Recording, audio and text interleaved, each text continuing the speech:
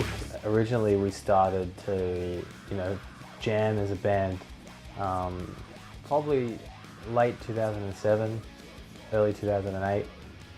Before then it was literally just me doing, writing on my own and compiling songs and putting the idea of the band together. So I think as a band, which wasn't the final members that it ended up being, mind you, but at the end of 2007, I'd say. Once I had finished compiling all the songs, I decided to finally get off my ass and maybe find other members to play with besides just jamming on my own. I was sort of doing my own thing, and I said, I want to make music, man. I want to play something. I was like, give me a shot, let me rehearse. It's like, oh, we don't want that, man. We want to do like a rock sort of thing, And I was like, no, I've got this idea, man. Trust me, like, I've got an idea, I want to do it. It's like, all right.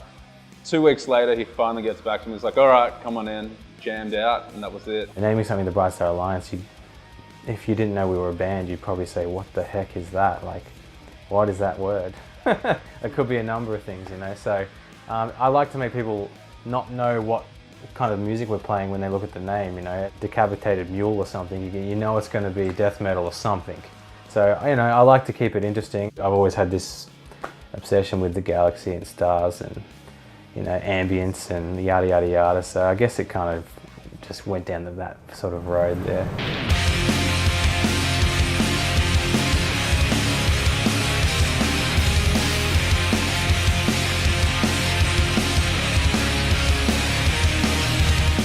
Basically what we did is we sat down, Mitch and I, we brainstormed a concept for the album, for the EP, and we came up with like an idea that what we're going to do is we were going to write it based upon like the earth being flooded with water.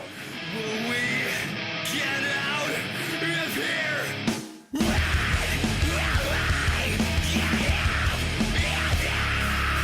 Released the first 2 demos, Human Body Anchor and Swimming with a Serpent, probably April of 2008, and everything just started to really take off then. Like, it's amazing what MySpace did for you back in the day as well. I sat back and wrote the lyrics pretty much day in, day out. I was writing things down. I had pieces of paper, receipts, I'd get things just come to mind and I'd just put it down, It was really cool. And then after work, I was working in an office at the time. I'd be like sitting there. I was supposed to be doing office jobs, but I was writing lyrics. I'd say after the EP was sort of done, we really started to take off. We sort of buddied up with a lot of bands around the area, like House vs Hurricane, and we did a lot of shows with House, and we ended up getting signed to Frontier Touring, who looked after the Red Shore and D's Nuts as well. So we did a lot of tours with them and Confession, and that's when everything really started to take off.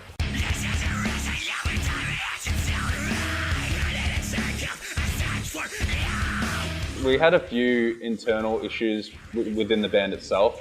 Just a few members that had lived together, and of course through that it put a general stress on different members and things like that. So not only were some of us were working jobs together and living together and touring together. So just after a while, we weren't the right band, we weren't the right lineup. We just hit a brick wall, things just got really stale, and I remember we ended up in the studio and we lost the drummer and I had to drum the song.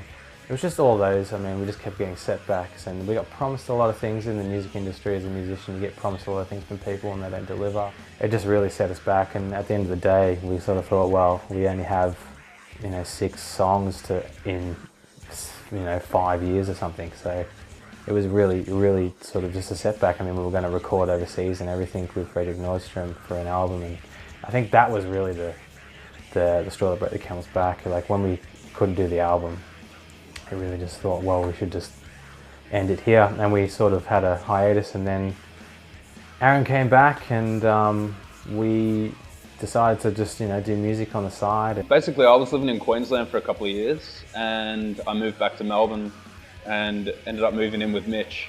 So we started living together, and we thought, hey, do you want to make music again? So we sat down and we, smashed out a few songs, and it felt really good. So we decided that why don't we just start off again and try and go in a different direction, take another path and see what we can do with it.